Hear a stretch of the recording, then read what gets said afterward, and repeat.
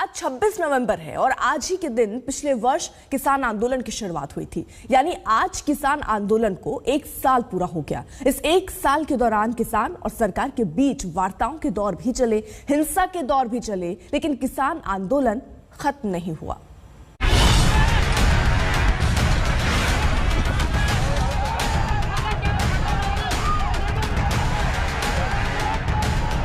आज किसान आंदोलन को पूरा 1 साल हो गया है और इस 1 साल में ये आंदोलन बड़ा होता गया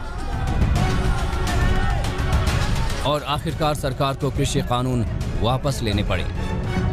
मैं आज देशवासियों से क्षमा मांगते हुए सच्चे मन से और पवित्र हृदय से कहना चाहता हूं कि शायद हमारी तपस्या में ही कोई कमी रही होगी, जिसके कारण दिए के प्रकाश जैसा सत्य कुछ किसान भाइयों को हम समझा नहीं पाए। पिछले साल बनाए गए तीनों कृषि कानूनों के बाद ही किसान आंदोलन की शुरुआत हो गई थी।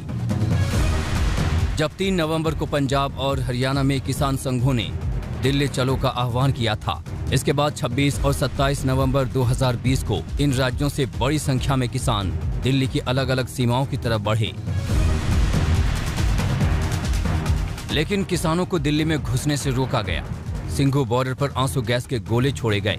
पुलिस और किसानों का आमना सामना हुआ और फिर किसानों ने दिल्ली के बॉर्डर पर ही आंदोलन शुरू कर दिया। गाजीपुर बॉर्डर पर राकेश टिकैत समेत पश्चिम यूपी के नेताओं ने अपना डेरा जमा लिया और किसानों की संख्या में इजाफा होने लगा। इसके बाद केंद्र और किसानों के बीच बातचीत का दौर शुरू हो गया था। पहली बातचीत अक्टूबर 2020 को हुई। इसके बाद 1 दिसंबर को किसान नेता और मंत्री फिर बैठे। तीसरी बैठक 3 दिसंबर को हुई। 5 दिसंबर को चौथे दौर की बैठक हुई। लेकिन 8 दिसंबर को जब 5वीं वार्ता भी फेल हो गई तो किसानों ने भारत बंद किया।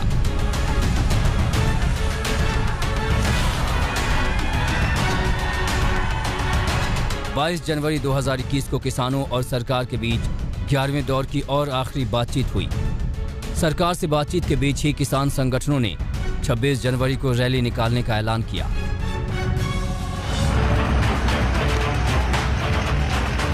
जिसके बाद 26 जनवरी को लाल किला और ITO समेत दिल्ली के कई इलाकों में जो हिंसा हुई उसे दुनिया ने देखा।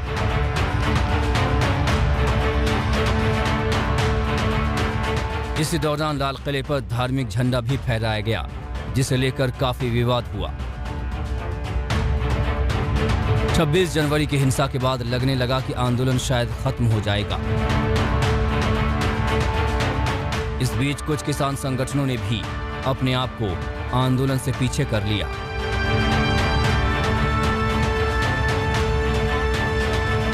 लेकिन 28 जनवरी को भारतीय किसान यूनियन के नेता राकेश टिकैत के आंसुओं ने आंदोलन को और तेज कर दिया। क्या हुआ क्या?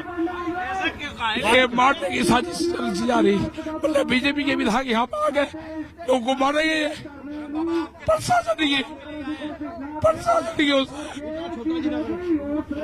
अब क्या अभी जारी रहेंगे, गोली के सामने भी जाएंगे। आंदोलन को खत्म करने की साजिश बीजेपी की, आंदोलन खत्म नहीं होगा। अगली सुबह यानी 29 जनवरी को पूरा माहौल ही बदल गया। रात में ही किसान गाजीपुर बॉर्डर पहुंचने लगी, जिसके बाद पुलिस प्रशासन ने गाजीपुर बॉर्डर पर सड़कों पर कीलें गाड़ दी ताकि किसानों के ट्रैक्टर दिल्ली की सीमा में न घुस पाएं। इस बीच किसानों के लगातार विरोध के बाद पूरा मामला सुप्रीम कोर्ट पहुंचा। तीनों कृषि कानूनों पर रोक लगाने का आदेश दिया गया। इस मामले में कमेटी भी बनाई गई।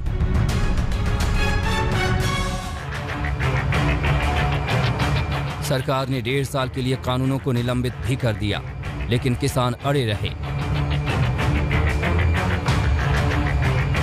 इस दौरान आंदोलन में शामिल करीब 700 किसानों की मौत भी हुई, जिसमें लखीमपुर खीरी की घटना भी शामिल है, जहां केंद्रीय गृह राज्य मंत्री अजय मिश्रा टेनी के बेटे पर प्रदर्शनकारी किसानों को अपनी कार से कुचलने का आरोप है।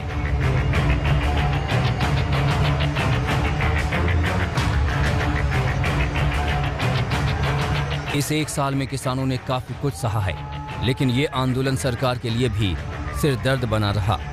आखिरकार पीएम मोदी को तीनों कृषि कानून रद्द करने का ऐलान करना पड़ा। मैं आज देशवासियों से क्षमा मांगते हुए सच्चे मन से और पवित्र हृदय से कहना चाहता हूं कि शायद हमारी तपस्या में ही कोई कमी रही होगी, जिसके कारण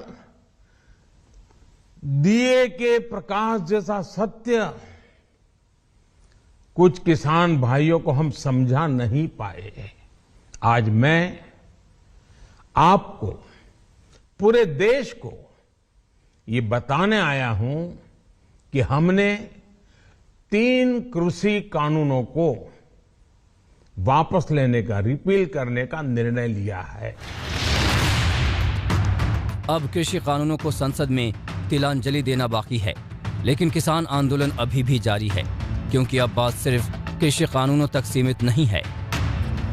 ये आंदोलन खत्म करने में जो नुकसान हुआ, नुकसान जो हमारे परिवार के लोग गए, 750 किसानों की शहादत यहाँ पे हुई, उनका कंपनसेशन है, उनकी जो जगह दे के एक स्मारक हम उनका बनाना चाहते हैं वो भारत सरकार दे। एमएसपी का एक बड़ा सवाल है देश में, पहले से उठता हुआ आ रहा, वो इस आंदोलन का हिस्सा है, उसको लागू करे, उस पर कानून बनावे। किसान आंदोलन ने एक साल में हर तरह के दिन देखे हैं, लेकिन कहते हैं ना, अंत भला तो सब भला। लेकिन कृषि कानूनों के विरोध में शुरू हुआ किसान आंदोलन अब एमएसपी की गारंटी पर जाकर टिक गया है। आज तक ब्यूरो।